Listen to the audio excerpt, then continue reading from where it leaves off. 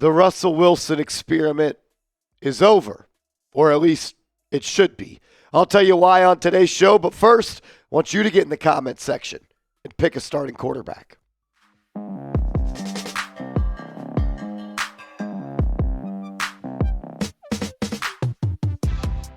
This is New York Giants Now by Chat Sports. I am your host, Marshall Green. Appreciate everybody for being here. I wish it was Victory Monday. It never is, but here we are. The New York Giants, they must bench Russell Wilson. Is benching Russell Wilson and starting Jaxson Dart going to make the Giants a playoff team? No, it's not. But benching Russell Wilson and playing Jaxson Dart is what is best for the Giants now and for the future. I truly believe that if Jaxson Dart was the quarterback against the Kansas City Chiefs, the Giants might have actually won the football game. I also think it gets you an answer on two things. Jaxson Dart as a quarterback, which you need to get an answer on because you might be picking first in the draft. And two, Brian Daboll. Daboll, you hand-selected Jaxson Dart. Let me see how you coach a quarterback that you wanted, because you've never been able to coach any other quarterback except for Josh Allen. Let's go to the part of why I think Jaxson Dart would have won that game or had a better chance to win than Russell Wilson, who was 18 of 32, for 160 yards. 0 touchdowns, 2 interceptions, and he had a completion percentage over expected of minus 6.7 attempts. Look at where all these completions came. Short to the left, short to the right, behind the line of scrimmage, nothing downfield, and nothing in between the numbers. You are asking Russell Wilson to put together drives by not utilizing the full field, by not being able to run anything else except for a jackpot offense. That's all that Russell Wilson does, is those moon balls up in the air, 50-50 balls that only worked against the worst secondary in all of football, the Dallas Cowboys, who just got torched by Caleb Williams. Think about it like this. The average depth of completion for Russell Wilson versus Kansas City, 3 yards. The average depth of completion, meaning how far did you throw the ball on average for completions? 3 yards. On throws that were 8+ yards, how'd you do? 2 of 11. And on throws that were 20+ yards in the air, 1 of 7, 2 interceptions. The thing that Russell Wilson did best, that we all thought could translate to the New York Giants, take care of the football and throw the ball down the field accurately and create chunk plays. He's done that in one game, and he lost, and he threw that game away in overtime. He threw it away backwards, and he threw it away forwards. So if the reason you signed the veteran was to take care of the ball, which he threw 2 interceptions today, threw an interception against the Cowboys, and had an interception called back against Washington, and you can't complete passes downfield, which is his number one quality, why are you still starting Russell Wilson? Because he does not give you the best chance to win. When you thought you were getting a veteran quarterback, you thought he would be able to check the box in winning ways, like being successful in the red zone. When you had to have it, when you got into that red zone, you'd walk away with 6. The New York Giants had the 31st best. 31st best. There's only 32 teams in the NFL. 31st best red zone offense. They scored touchdowns at the 31st best rate in the red zone. And it's because of Russell Wilson. Russell Wilson for the season has thrown 0 touchdown passes in the red zone. He's thrown 18 passes in total. And he's completed 2, 3, 4 passes. He's completed 4 passes in the red zone. So, if you don't take care of the ball, you don't create chunk plays unless you're playing the Dallas Cowboys, and you don't score in the red zone, how can you tell me he's the best quarterback for the job? Let's go back to the game against the Chiefs. At this moment, game is essentially over, but you have 2 timeouts, and it's 1st and goal from the 4. An opportunity to score a touchdown here, cut the lead from 22 to 16, potentially get the ball back with still over 3 minutes left, 2-minute warning, and 2 timeouts. Force a stop, get the ball back. Russ can go win the game with a touchdown. Gotta have it moment. Gotta have it moment. What did Russell Wilson do on 1st down? Threw it away. Intentional grounding. Minus 10 yards. Not putting his team in position to be successful as a veteran quarterback. 2nd and goal from the 14. They ran a QB fucking draw. I'm not shitting you. Jake Fromm, 2nd and 8, QB sneak again. Jake Fromm, 3rd and 10, QB sneak again. And on 3rd down, he threw it away. And on 4th down, he threw it to the cameraman, out of bounds. He threw the ball away 3 times out of 4 downs, from the 4 and from the 10 and in. So he doesn't create explosive plays unless there's the Cowboys. He doesn't take care of the football, and he can't capitalize when his team needs him the most. So if you can't score in the red zone, that's got to mean you're doing good on 3rd down. That means that you are great on 4th down, right? When your team needs you most, you're there, right? The Giants were 1 of 10. 1 for 10 on 3rd down against the Kansas City Chiefs on Sunday Night Football. And they were 1 of 4 on 4th down. You were 2 for 14 on gotta have it plays. And you are 4 for 18 on passes and completions in the red zone. Russell Wilson does not give you the best chance to win games now, and he does not benefit you into the future. And he also can't get Malik Nabers the football. Your best offensive player is Malik Nabers. He didn't touch the ball until the midway point of the 3rd quarter. How the heck is that possible? No one that has ever watched the New York Giants would have told you if Malik Nabers doesn't touch the ball until the 3rd quarter, midway point, they got a good shot to win. No one ever said anything like that. Not only that, he's throwing hospital balls to Malik Nabers. He's throwing prayers and gifts into the air, hoping Malik Nabers does incredible things. Interception. 2nd time he's been picked off, forcing the ball to Nabers. And I think Wan'Dale Robinson has had a good season. The interception to Wan'Dale Robinson from Russell Wilson today was one of the worst throws I've ever seen. He threw a 5'8" receiver, a jump ball, in triple coverage, 50 yards down the field. It sounds even worse when you actually say it out loud. I'm sure that's going to work a lot. But Marshall, he torched the Dallas Cowboys. Russell Wilson threw for 450 yards versus the Dallas Cowboys. Yes, he did. Did you see what happened yesterday? Caleb Williams, 300 yards, 4 touchdowns, a QB rating of 142, and won the game. And he won the game. Last week wasn't about Russell Wilson being back. Last week wasn't about Russell Wilson cooking. Last week was about the Dallas Cowboys being a terrible defense, and you couldn't even beat them. You couldn't move the ball in overtime.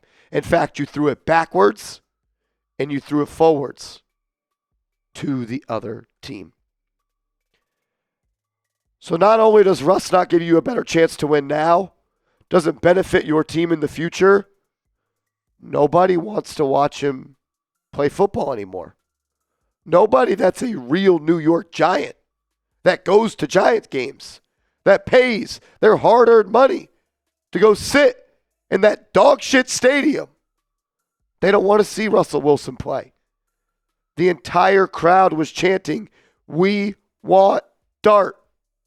We want Dart." Give your fans what they want, because you can't give them wins. You haven't been able to, because it's John Mara's Giants. Season over before October. The crowd cheered whenever Jaxson Dart went in. And then when he came out and Russell Wilson went back in, they booed.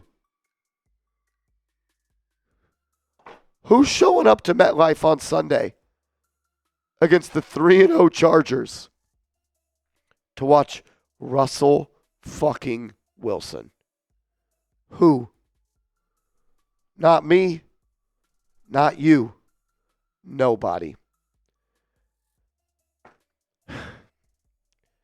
There are so many reasons to play Jaxson Dart, but these are the most important ones. You need to find out if he's the guy.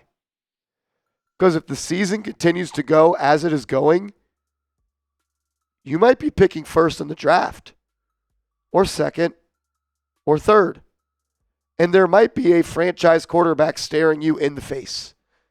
And you need to have a strong enough opinion based off of what you've seen from Dart this year to decide, A, I roll with Dart, or B, I select a new franchise quarterback. And it sucks, because if Brian Daboll does move on to Jaxson Dart, and Jaxson Dart is the truth, it's going to save Brian Daboll's job. And it's unfair. He shouldn't have his job saved. Should have been fired last year, like I told you over and over and over again.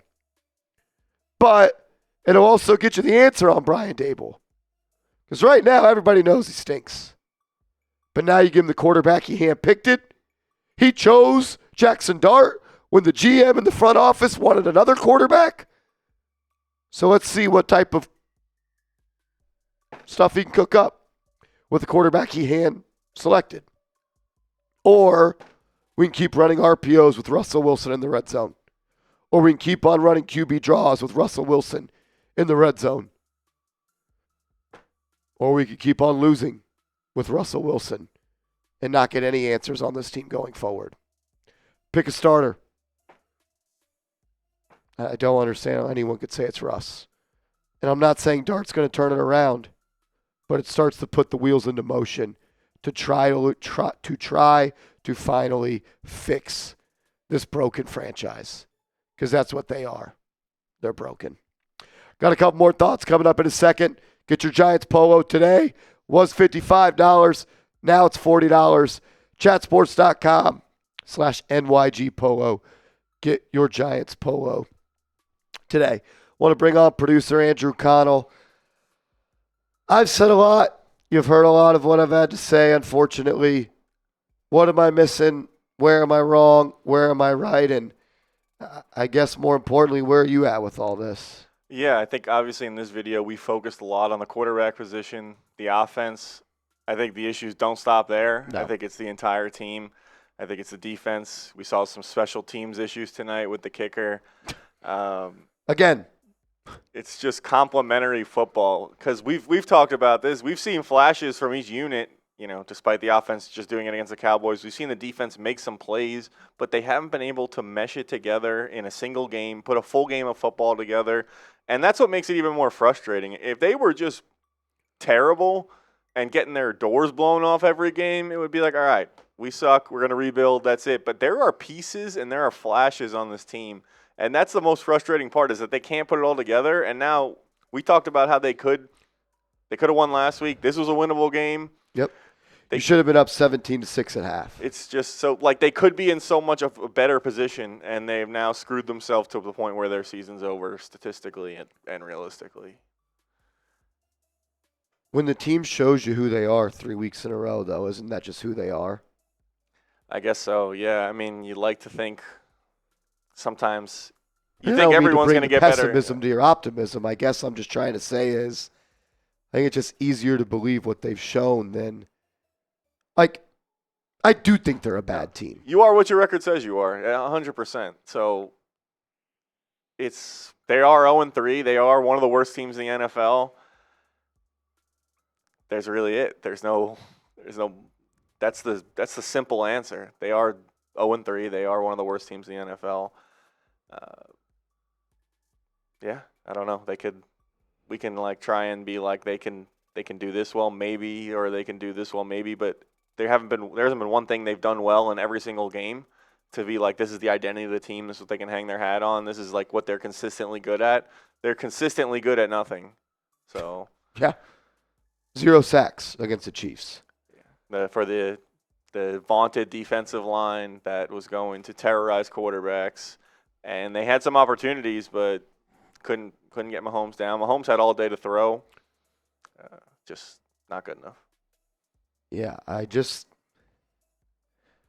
look. Did we think the Giants were going to the playoffs? No, I predicted 8-9. I still think that's potentially possible. But I guess what I'm trying to say is you're no longer playing for this season. You're playing for the future. And you need to start to build a hypothesis that's backed up with evidence about if Jaxson Dart can be that guy. Because there's a real world chance, Andrew, you're picking number 1 overall next year, or number 2 overall, or number 3, or number 4. And what if there are multiple franchise quarterbacks in this draft? I don't know. I haven't done enough film study to say yes or no. But if you don't play him, you're not giving yourself that answer, and you're also not giving yourself an answer on Brian Daboll. The absolute worst case scenario is that they keep in Russ for weeks on weeks past this, or let's say even they go to Jameis. I don't think they would do that, but basically just Dart doesn't play. And then you only get a limited sample size of him this season. You're picking high, and you pass on quarterbacks because we have Jaxson Dart. We just spent a first-round pick on him. We don't know if he's the guy yet. Nah, he's the guy yet. And then you miss on franchise quarterbacks. Dart turns out to not be the guy, and that's the worst-case scenario. Play him as soon as possible. Get almost a full season's worth of data on him. I don't care if he's ready, he's not ready. This guy's a first-round pick. Trade up for him. Yep. Play. How could he be worse than Wilson? Wilson is making mental mistakes and things that a veteran quarterback should be doing, like not throwing the ball into triple coverage, like having situational awareness. Dart can't be worse than Wilson has been in those areas, and we know he's better physically. He's quicker, opens up the run game, should have a better arm, uses the middle of the field a little better, as we saw in preseason. So if you're not getting that edge from Wilson in the sharpness area of the game, Dart cannot be worse. And if he is, that's a problem. I agree. Point of today's video is not to say that playing Jaxson Dart turns the Giants into a contender. It turns the Giants into a problem solver of the future. And let's get the show on the road. It's time to start getting answers, because you continue to leave unanswered questions on the table, like Brian Daboll and Joe Shane. Be a lot easier to stomach all this if you had a new head coach and a new GM, and it was year 1, and they were fighting hard, and there was bright spots on the defense, and you hit on Cam Scatterbo, and you hit on Marcus Bowe, and you got year 2 in Nabers, and Brian Burns looks good. But you just drafted a rookie quarterback with 2 guys who seats were hot, not by you and me. John Mara said it. He said, if I'm feeling like this next year, we're going to be having different conversations. How do you think he's feeling? I don't know what he's feeling now, but it can't be it's got to be worse than what he was feeling then. Just, whew. I don't know. I don't see how you could trot out Russell Wilson in front of that MetLife Stadium again. Absolutely not. They are going to get booed hard if he goes out there for that first drive. I don't see you're not setting the team up well. Give us some sort of hope, even if it is false hope. That's where I'm at on this. Make sure you are following me on social media. Shout out to everybody that continues to support this channel. We love y'all. We'll see you later.